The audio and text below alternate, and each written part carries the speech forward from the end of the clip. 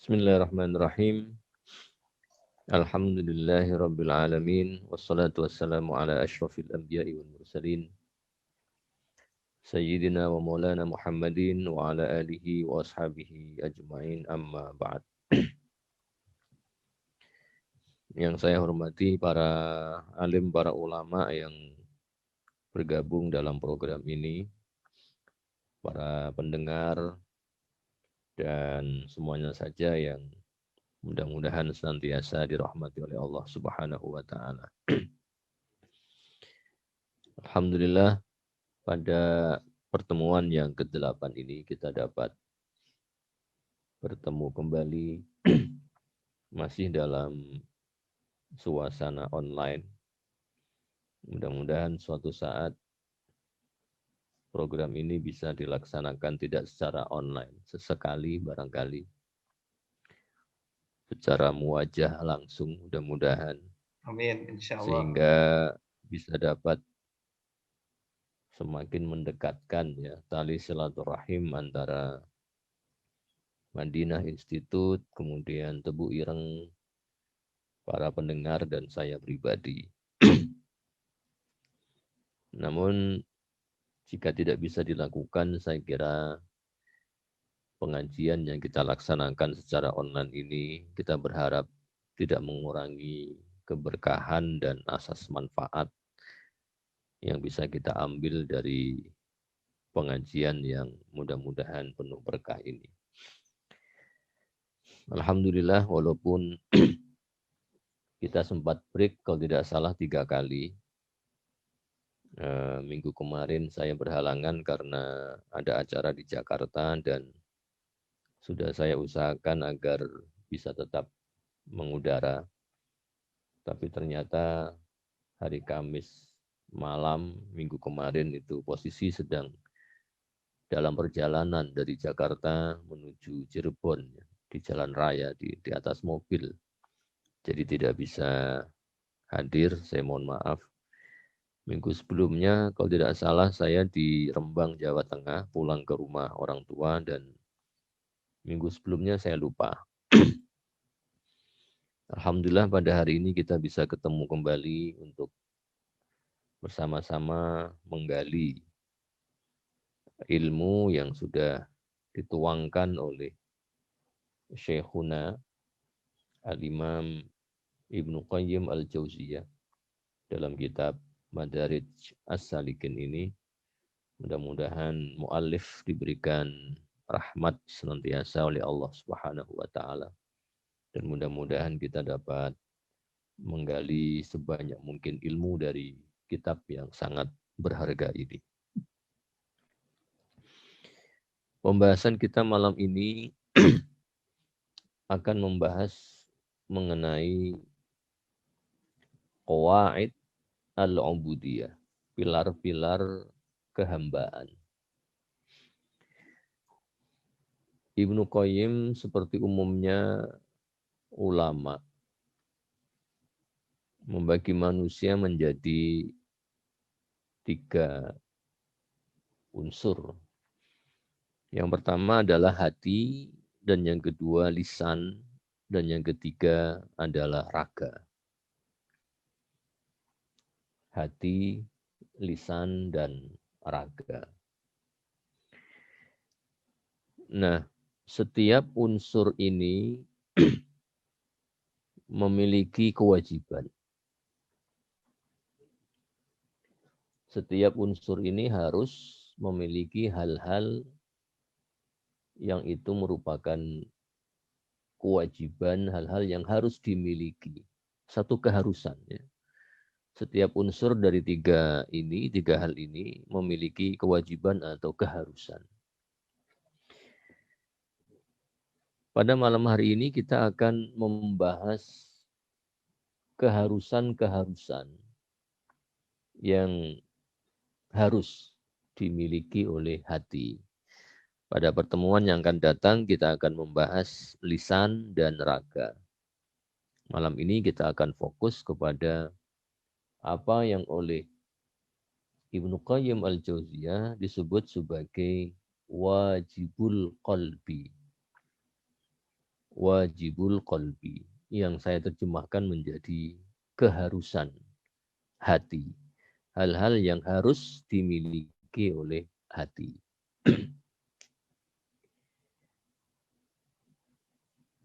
Kalau Imam Ghazali menyebutnya sebagai junudul qalbi, ya, tentara hati.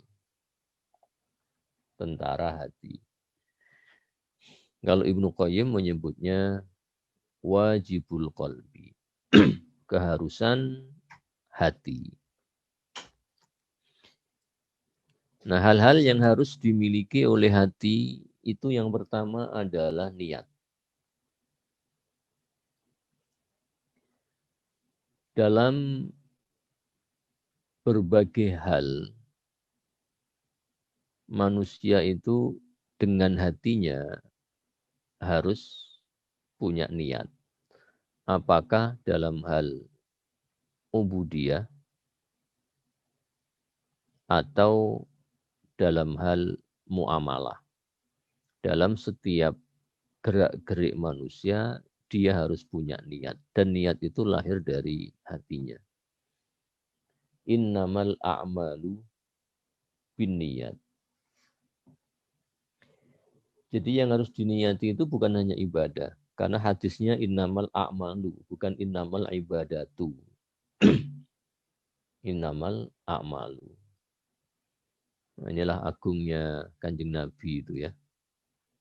Agungnya Kanjeng Nabi itu di sini bahwa setiap perbuatan itu harus pakai niat. Wa innama likulli imri'in manawa. Bahwa apa yang akan didapat oleh seseorang itu tergantung pada niatnya. Nah, kalau kita tidak punya niat, itu akan kehilangan arah. Ibarat orang mau mondok umpamanya. Pondok di Indonesia ini kan banyaknya luar biasa. Di Jawa Timur saja ada 6.500 pondok. Kalau orang mau mondok, sudah niat mondok padahal, tapi tidak punya tujuan pondok mana yang akan dia tuju, itu pasti dia tidak akan bisa berangkat kemana-mana, wong tujuannya tidak jelas. Kita mau kuliah di UIN umpamanya, itu sudah niat, sudah bagus itu. Tapi baru separuh, UIN mana yang mau dituju. Kalau tidak punya niat, UIN mana yang mau dituju, maka dia tidak akan pernah sampai kepada tujuannya karena niatnya tidak jelas. Dan semakin kuat niat, maka akan semakin kuat pula motivasi yang kita miliki. Jadi seberapa besar motivasi yang kita miliki itu tergantung niatnya. Dan seberapa besar keberhasilan yang kita capai tergantung pada motivasinya. Jadi keberhasilan itu sangat tergantung pada motivasi, motivasi tergantung kepada niat. Dan jangan lupa semakin tulus sebuah niat, semakin ikhlas sebuah niat, maka niat itu akan semakin besar menghasilkan motivasi.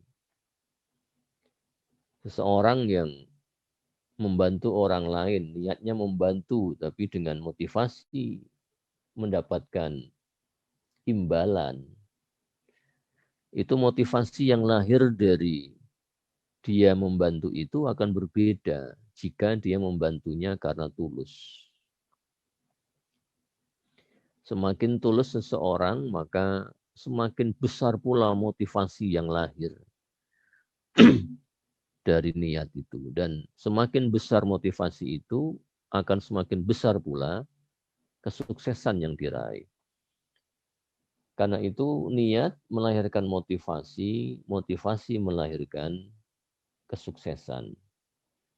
Dan niat yang tulus, niat yang ikhlas akan melahirkan motivasi yang lebih besar. dan akan pula melahirkan keberhasilan yang lebih besar pula. Karena itu niat ini tergantung atau terkait dengan mohon maaf.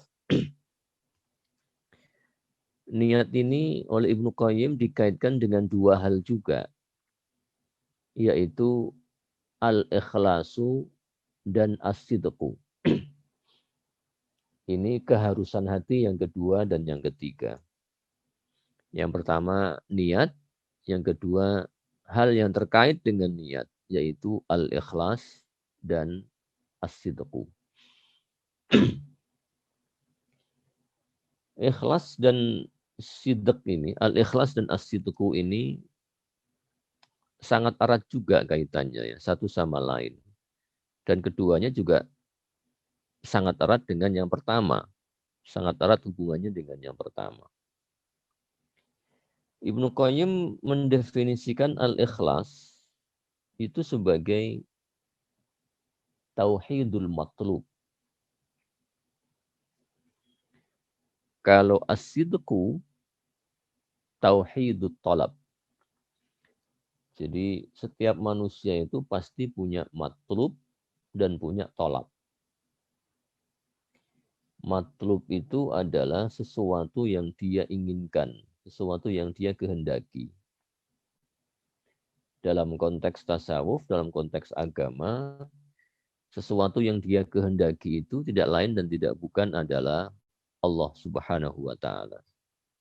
Karena tujuan hidup manusia tidak lain dan tidak bukan adalah Allah. Maka matlubnya manusia itu Allah. Itu matlub. Kalau tolab permintaan, itu adalah oleh Ibnu Qayyim dimaknai sebagai tata cara untuk mencapai kepada tujuan itu, yaitu Allah Subhanahu wa ta'ala. Jadi al-ikhlas itu tauhidul matlub. Ikhlas itu adalah ketika seseorang hanya menfokuskan hidupnya itu untuk satu tujuan, yaitu Allah Subhanahu wa ta'ala. Itu orang yang ikhlas. Karena itu ketika orang membantu orang lain dengan ikhlas, itu artinya dia membantu lillahi ta'ala. Itu ikhlas. Tujuannya adalah untuk lillah. Membantu orang, kalau ikhlas itu maknanya membantu orang lain lillah. Membangun lembaga pendidikan kalau dia ikhlas, itu artinya dia membangun lembaga pendidikan lillah. Untuk Allah. Tidak lain dan tidak bukan. Bukan untuk materi, bukan untuk popularitas, ya, bukan untuk yang lain-lain, tapi lillah. Jadi kalau sudah lillah, maka itu adalah ikhlas. Tauhidul matlub. Semuanya dikembalikan kepada Allah. Sama dengan orang ibadah.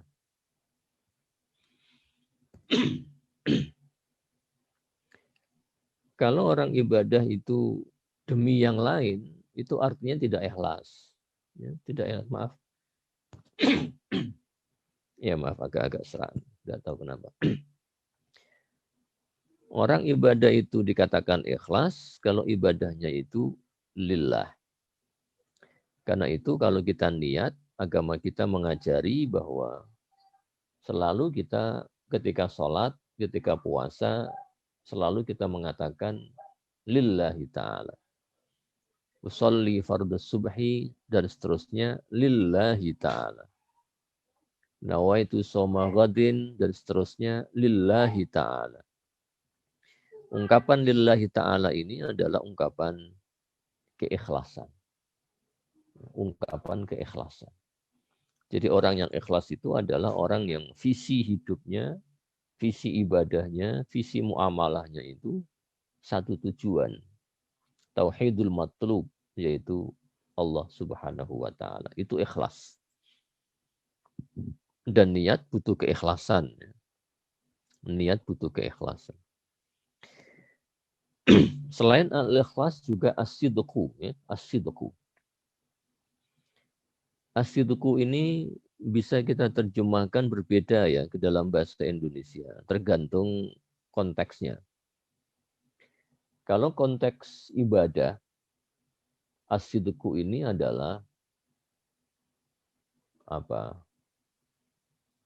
Tulus, ya, tulus. As-sidqu ini tulus, artinya tulus dalam bahasa Indonesia. Kalau konteksnya ibadah. Tapi kalau konteksnya muamalah, kalau konteksnya muamalah, interaksi sosial, as-sidqu ini jujur. Ya, jujur. Jadi beda. Kalau konteksnya muamalah, interaksi sosial, as-sidqu itu artinya jujur. Tapi kalau konteksnya ibadah, maka dia artinya tulus. Maka kalau kita membelanjakan harta kita, menyumbangkan harta kita untuk orang lain, untuk agama, untuk membangun mushola, membangun masjid, membangun lembaga pendidikan, pesantren, membelanjakan harta ini kalau kita lakukan dengan tulus, itu disebut sodakoh. Jadi sodakoh itu adalah membelanjakan harta, menyumbang harta dengan tulus. Sodakoh. Dari kata-kata sodakoh, tulus.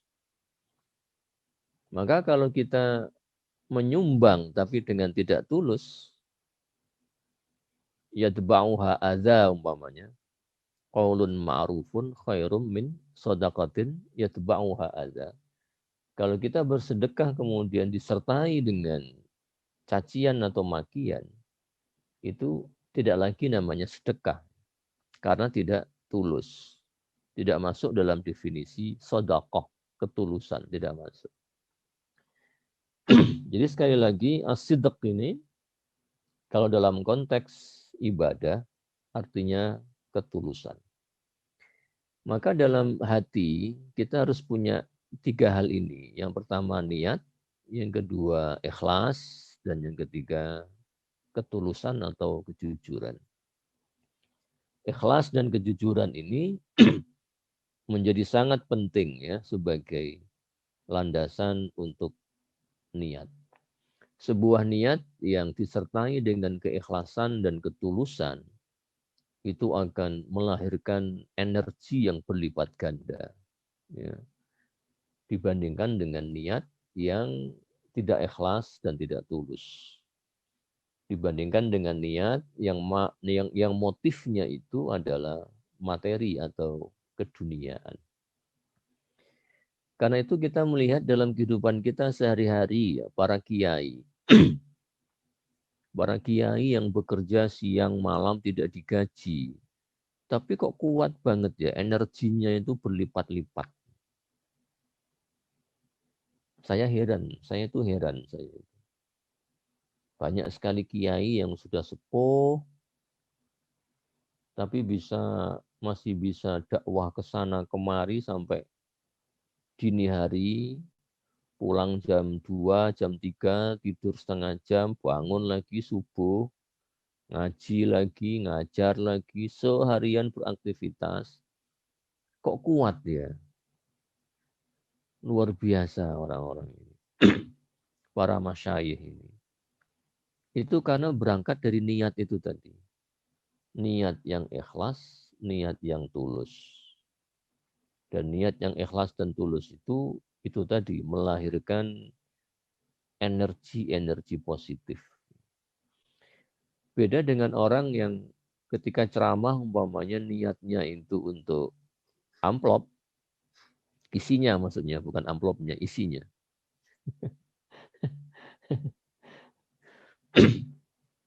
Itu ketika isinya tidak sesuai dengan harapannya, maka malas dia. Kapan-kapan diundang dia akan malas. Ya, maaf saya kelihatannya cuaca. Suara saya agak serak-serak. Ketika dia ceramah kok mendapatkan isinya amplop tidak sesuai dengan harapannya, maka lain kali dia nggak mau datang. Atau datang tapi loyo. Mau ceramah tapi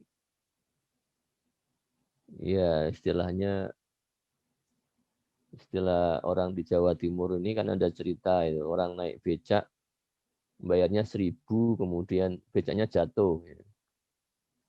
Penumpangnya marah, kok jatuh Pak? Sama kata tukang becaknya, sampean minta 1.000 kok minta selamat.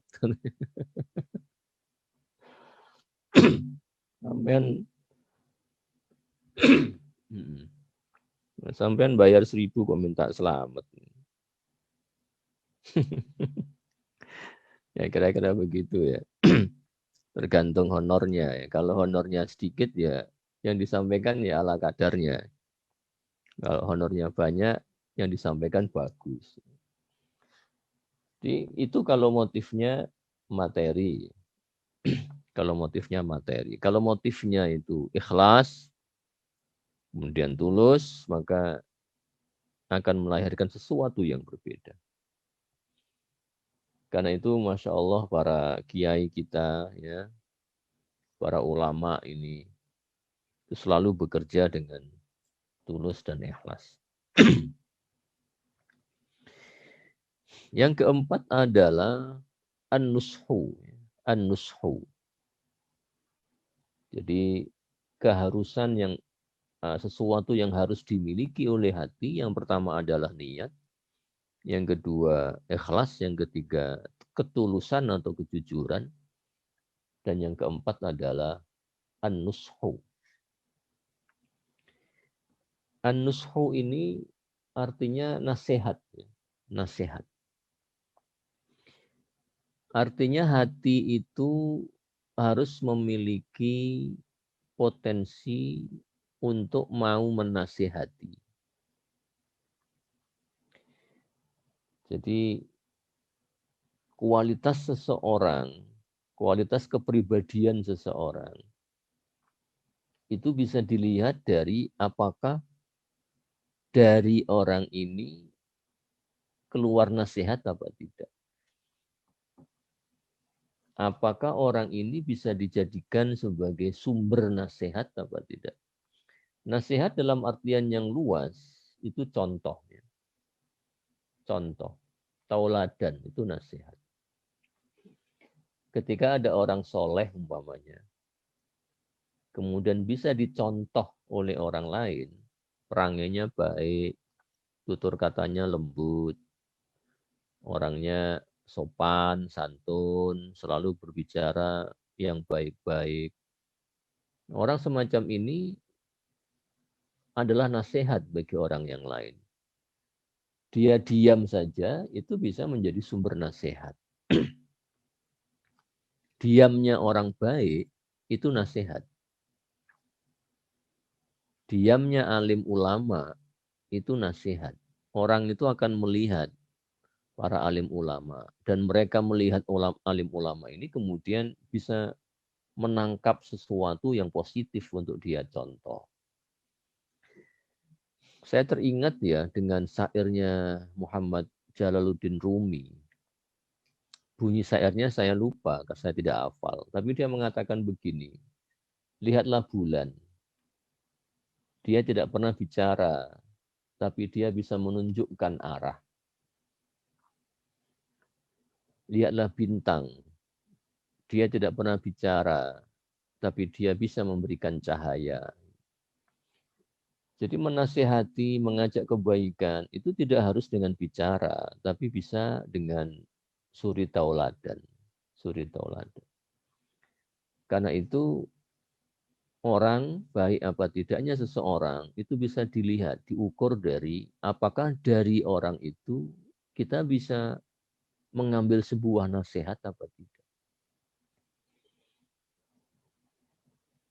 Atau apakah orang itu bisa menasihati apa tidak. Apakah nasihatnya itu berguna apa tidak. Manfaat apa tidak. Itu bisa dilihat dari situ, dari apakah dia bisa menjadi sumber nasihat apa. Nah, Kanjeng Nabi itu pernah mendefinisikan agama itu sebagai nasihat. Ad-dinu an-nasihatu. Ad-dinu an-nasihatu. Agama itu nasihat. Nah, kata nasihat ini bisa kita maknai dua hal itu tadi. Yang pertama adalah nasihat dalam artian suri tauladan. Bahwa orang yang soleh tanpa dia bicara pun itu bisa menjadi sumber nasihat. Karena darinya orang lain bisa belajar banyak hal yang baik, yang positif. Tanpa dia harus bicara. Dengan perilakunya, dengan akhlaknya, orang yang soleh itu bisa menjadi sumber nasihat. Karena orang lain bisa belajar banyak darinya. Belajar banyak hal-hal yang positif darinya. Atau nasihat dalam artian omongan. Dalam artian apa namanya, nasihat-nasihat qauliyah, omongan-omongan. Nah, ketika kita memaknai nasihat ini sebagai omongan, ajakan untuk kebaikan, kita harus memahami sesuatu di balik ajakan itu. Maksud saya begini, orang tua ketika menasihati anak, itu kan dia menasihati anak itu kan karena dia cinta. Dia sayang. Dan hampir bisa dipastikan orang tua menasihati anaknya itu karena sayang, karena cinta. Bukan karena yang lain. Sehingga kalau kita sebagai orang tua tidak cinta, tidak sayang kepada anak tetangga, kita tidak akan mau menasihati wong itu bukan anak kita. Kecuali kalau kita cinta, kita sayang kepada anak tetangga, kita akan menasihatinya. Tapi kalau tidak sayang, tidak cinta, tidak mungkin kita akan mau menasihatinya. Sehingga nasihat dalam agama itu harus berangkat dari rasa sayang, rasa cinta. Maka dalam beragama, ketika kita menasihati sesama, itu kok dengan cara yang kasar, dengan cara yang apa namanya, anarkis, itu bukan ekspresi cinta itu. Itu bukan ekspresi cinta. Menasihati itu harus berangkat dari rasa cinta. Maka kalau menasihati orang ya jangan teriak-teriak, jangan bawa pentung ya. Harus bil hikmah wal mau'izatil hasanah. Itulah ekspresi cinta. Karena itu nasihat itu, esensi daripada nasihat itu cinta.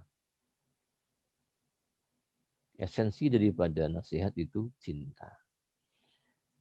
Nah, ketika kita menasihati orang dengan cinta, dengan kasih sayang, itu hasilnya akan beda dengan kalau kita menasihati orang itu karena motif-motif yang lain.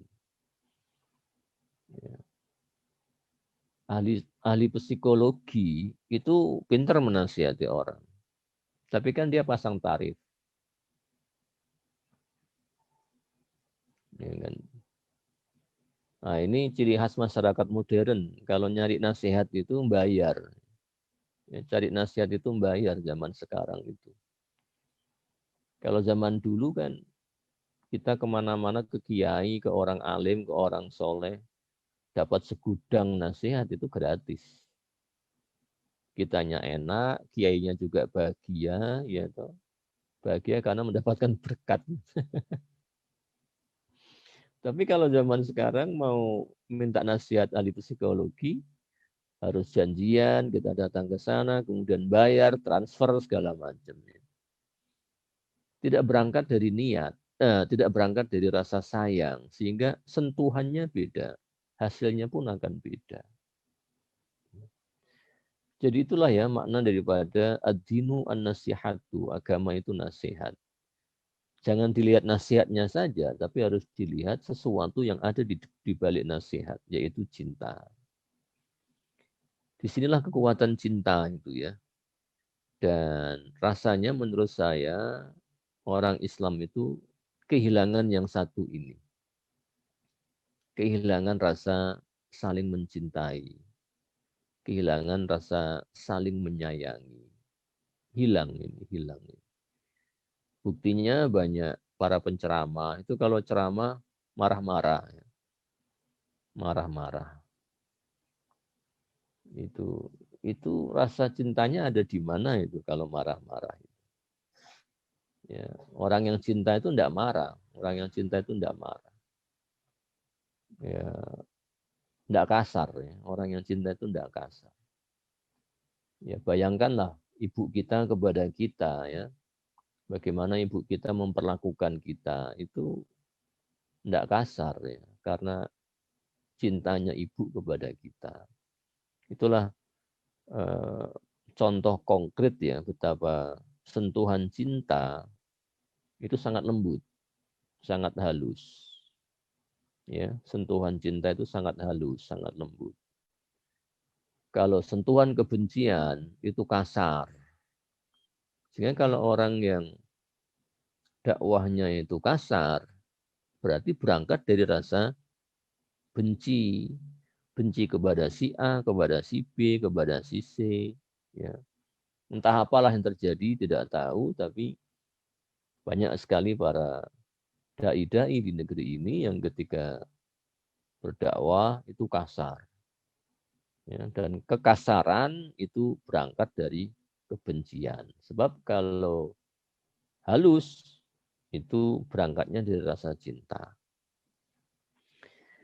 Itulah makna daripada ad-dinun nasiha ya, luar biasa dalam itu. Dan dahsyat itu menurut saya ya. Yang kelima, hati itu harus memiliki as-sabru, sabar, sabar. Harus sabar hati itu. Hati itu harus punya kualitas kesabaran, kesabaran.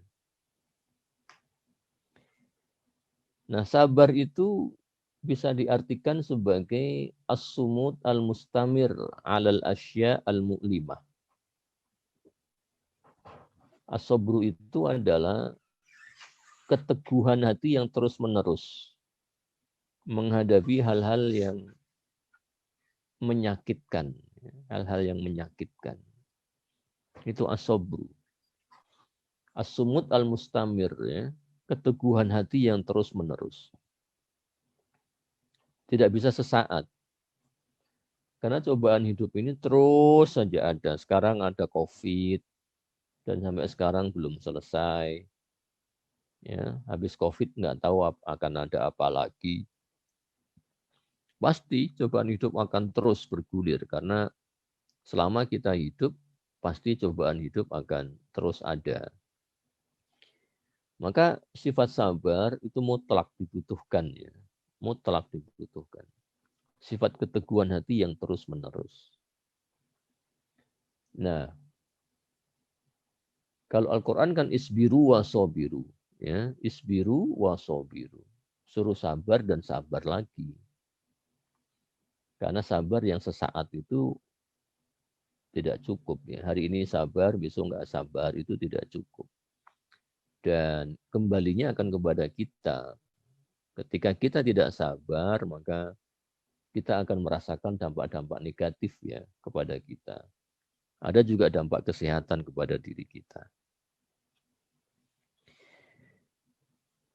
Nah, ketika bicara mengenai sabar ini,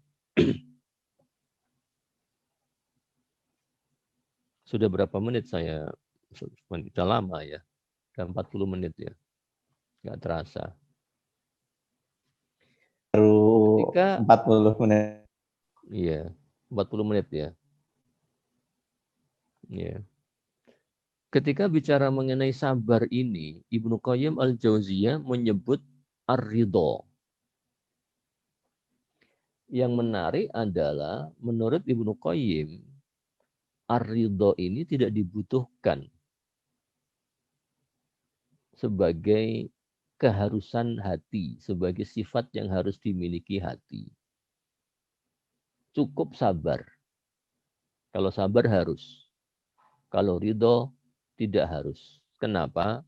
Karena ridho ini makomnya terlalu berat. Ya. Kalau butuhnya butuh manusia ini kepada sifat ridho. Karena luar biasa energi yang muncul dari ridho ini luar biasa. Tapi saking beratnya sifat ridho itu tidak dibutuhkan oleh manusia. Tidak diharuskan maksudnya ya. Kalau dibutuhkan tetap dibutuhkan. Cuma tidak diharuskan oleh manusia itu untuk memiliki sifat ridho. Cukuplah sabar. Ya. Jadi ridho ini makomnya sangat tinggi, bawahnya ridho itu sabar. Bawahnya sabar, tidak sabar. Itu tidak boleh, yang tidak sabar ini tidak boleh. Minimum sabar. Minimum sabar. Nah, apa itu ridho? Ridho ini kalau bisa saya contohkan ya, ridho ini kalau dalam kitab ini dikatakan ridho itu adalah lil muqarrabin as-sabiqin. Sifat ridho itu hanya untuk orang-orang yang muqarrabun yang zaman dahulu. Dan muqarrabun ini biasanya disematkan kepada para nabi, para rasul. Para nabi, para rasul itu disebut muqarrabun. Atau orang-orang dekat nabi, dekat rasul. Para sahabat, ini muqarrabun as-sabiqun. Ya, mereka mampu ya memiliki sifat ridho. Tapi kalau manusia biasa tidak mampu memiliki sifat ridho. Ibnu Qayyim tidak menjelaskan definisi ridho dan juga tidak memberi contoh definisi ridho itu. Tapi saya pikir-pikir begini ridho itu. Tanpa harus saya definisikan, ridho itu kalau boleh saya contohkan, itu adalah permintaan Kanjeng Nabi SAW ketika berdoa, Allahumma ahyini miskinan.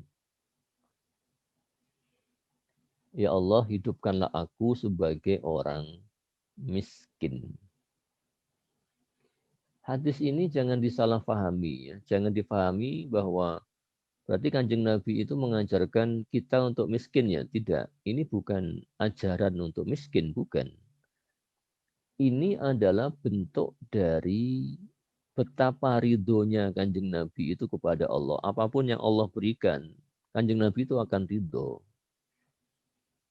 Sampai-sampai minta dihidupkan sebagai orang miskin. Nah, kira-kira kalau redaksinya dirubah, kira-kira Kanjeng Nabi itu ingin mengatakan, ya Allah, hidupkan saya sebagai orang miskin, saya akan ridho dengan kodokmu. Kira-kira begitu. Ya. Hidupkan saya sebagai orang miskin, saya akan tetap ridho. Semiskin apapun saya akan ridho ya Allah kepada kodokmu, kepada keputusanmu. Kira-kira begitu maksudnya. Nah, kalau orang biasa, tidak ada yang mau berdoa minta miskin, tidak ada. Tidak ada.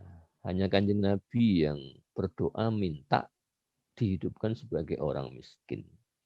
Tapi permintaan dihidupkan miskin ini untuk menunjukkan kepada Allah betapa Kanjeng Nabi ini ridho kepada Allah apapun yang Allah berikan kepadanya. Kalau kita berdoanya setiap kali doa kan, barik li fi rizki, kadang-kadang sahil li fi rizki, Allahumma in kana rizki fis sama gitu. Fa anzilhu. Allahumma in kana rizki fis sama fa anzilhu. Itu bolak-balik dibaca. Ya Allah, jika rezekiku di surga, di langit turunkan ya Allah. Jika di bumi keluarkan ya Allah. Itu kan apa namanya itu kan dengan ungkapan lain kan kita ingin berdoa ya Allah jadikan saya orang kaya kan begitu. Ya, cuma Bahkan basa-basi haroman ya. panjang. Bahkan haroman buat Ohirhu ya. Iya, itu kan ungkapan lain untuk mengatakan ya Allah jadikan saya orang kaya. Iya, tapi redaksinya kayak begitu. Allahumma in kana rizqi fis sama fa'anzilhu. Tidak ada kita yang mengatakan ya Allah jadikan saya orang miskin ya Allah karena saya akan ridho dengan kodokmu. Tidak ada. Tidak ada. Kita tidak mampu. Ya. Kita tidak mampu. Maka Ibnu Qayyim mengatakan ridho itu tetap penting tapi tidak diharuskan untuk dimiliki sebagai sifat hati oleh orang-orang biasa. Ini adalah lil muqarrabin as-sabiqin. Seperti umpamanya Luqman al-Hakim ya, Luqman al-Hakim itu. Yang namanya diabadikan dalam Al-Qur'an sebagai nama surat, surat Luqman. Itu namanya diabadikan kan saking ridhonya kepada Allah. Karena Luqman al-Hakim ini kekurangannya sempurna ya. Kekurangan yang dimiliki oleh Luqman al-Hakim ini sempurna. Kekurangan di atas kekurangan. Semua kekurangan, semua atribut kekurangan itu dimiliki oleh Luqman al-Hakim. Tapi dia ridhonya Masya Allah ya. Dia ini orangnya jelek. Rambutnya keriting. Hidungnya jebeber. Mulutnya ndower. Ya, pendek. Jelek lah pokoknya. Secara penampilan fisik jelek. Ya udah gitu, budak lagi kan. Sudah jelek budak lagi. Karena budak pasti miskin. Sempurna kan sudah. Nah kalau ada orang yang miskin tapi ganteng, lumayan. Atau sebaliknya, jelek tapi kaya, lumayan. Nah ini Luqman al-Hakim ini sempurna sudah. Jelek, miskin, budak lagi. Kemudian punya anak, ada yang bilang 4 anaknya, ada yang bilang 7. Satu persatu meninggal. Satu persatu meninggal anaknya. Sempurna sudah cobaan yang dihadapi oleh Luqman. Tapi dia sangat ridho. Konon ketika anaknya meninggal, dia mengatakan, Alhamdulillah ya Allah, engkau masih mencobaku dengan mematikan anakku. Alhamdulillah. Berarti engkau masih ingat kepadaku. Ini kalau kita manusia biasa tidak mampu. Tidak mampu. Kita pasti akan menangis. Entah berapa hari kita akan menangis kalau anak kita meninggal satu persatu sampai habis. Maka sifat ridho ini tidak diharuskan untuk dimiliki oleh orang awam menurut Ibnu Qayyim al-Jauziyah. Yang harus adalah sabar. Sabar. Adapun sifat-sifat yang lain masih ada, antara lain adalah tawakal. Ya. Tawakal. Kemudian inabah, kembali kepada Allah. Kemudian al-khauf, takut kepada Allah. Kemudian al-mahabbah, ya, cinta kepada Allah. Demikianlah kira-kira Gus Fatur Rahman. Saya kira sudah cukup lama saya bicara. Mudah-mudahan apa yang saya sampaikan pada malam hari ini manfaat, mudah-mudahan dapat diambil hikmahnya. Kita ketemu lagi insya Allah minggu depan, mudah-mudahan tidak ada halangan lagi. Sementara untuk pertemuan kali ini saya akhiri. Wassalamualaikum warahmatullahi wabarakatuh. Waalaikumsalam warahmatullahi wabarakatuh. Terima kasih banyak Prof atas uraiannya. Sangat indah sekali malam hari ini. sangat menyentuh saya kira, apalagi tentang bagaimana niat itu memberikan energi positif, berdampak sangat besar terhadap hidup kita. Kadang kita tidak sadari ternyata dampaknya luar biasa besar terhadap hidup kita. Bagaimana para kiai-kiai dulu berdakwah, mengajar, mungkin itu yang manusia modern sekarang agak lupa ya Prof ya. Ini salah satu penting dari ngaji langsung kawaruf tasawuf, niat yang tulus, ikhlas karena Allah ternyata akan kembali kepada diri kita sendiri. Nah, untuk terus-menerus melatih itu Prof, kiat singkat dari panjenengan. Sebagai manusia terkadang kita ketika melakukan sesuatu inginnya mendapatkan sesuatu kan seperti itu. Nah, untuk kita bisa kepada makom yang tidak ridho mungkin ikhlas, sabar gitu. Kiat singkat mungkin Prof dari panjenengan untuk sahabat Madinah Institute Indonesia dan juga Tadbirang online yang sedang mengikuti ini. Ada juga dari tulang bawang. Ya, baik. Saya kesulitan menjawabnya ya, karena saya sendiri belum sampai pada makom itu ya. Tapi tentunya satu hal yang bisa kita lakukan adalah mencontoh saja, mencontoh para ulama ya. Tidak usahlah mencontoh para nabi, kejauhan dan ketinggian. Kita contoh para ulama saja di sekitar kita. Dan saya harus mengatakan apa adanya, saya belum mampu ya. Untuk ketika umpamanya disuruh khutbah Jumat, kemudian dikasih amplop, saya tolak, itu saya belum mampu. Namun Masya Allah di sekitar kita banyak sekali orang yang ketika khutbah Jumat dikasih amplop diterima, tapi dikasihkan lagi kepada orang-orang yang lebih berhak, orang-orang miskin, orang-orang, atau bahkan dikembalikan kepada masjid untuk disedekahkan untuk membangun masjid. Itu Masya Allah, itu banyak sekali di sekitar kita orang-orang yang seperti itu. Karena itu sangat penting ya, kita ini harus suhbatul masyayikh ya, suhbatul ulama. Penting sekali kita ini selalu dekat-dekat dengan orang soleh agar kita ketularan kesalehannya ya. Janganlah kita ini kumpulannya itu orang-orang yang tidak soleh ya, nanti ketularan soalnya. Maka kiat yang paling penting dan yang paling saya kira yang paling bagus adalah dengan kalau kita mau menjadi orang ikhlas, berteman dengan orang yang ikhlas. Kalau mau menjadi orang yang jujur, berteman dengan orang yang jujur. Sebaliknya, kalau mau korupsi, ya berteman sama orang-orang korupsi. Saya jamin jadi koruptor nanti. Gitu.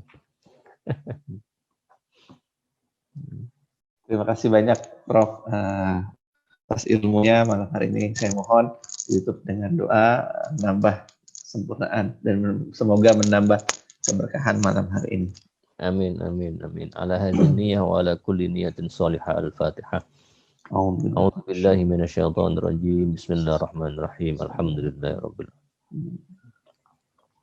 Iyyaka na'budu wa iyyaka nasta'in. Ihdinas siratal mustaqim, siratal ladzina an'amta 'alaihim. Allahumma ighfir lil muslimina wal muslimat wal mu'minina wal mu'minat. Allahumma a'inna ala dzikrika wa syukrika wa husni ibadatik.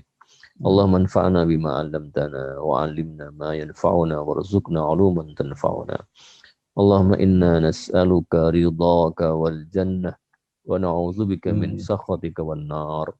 Rabbana yassir wa la tu'assir. Rabbana atina fid dunya hasanah wa fil akhirati hasanah wa qina adzabannar. Walhamdulillahirabbil alamin. Assalamualaikum warahmatullahi wabarakatuh.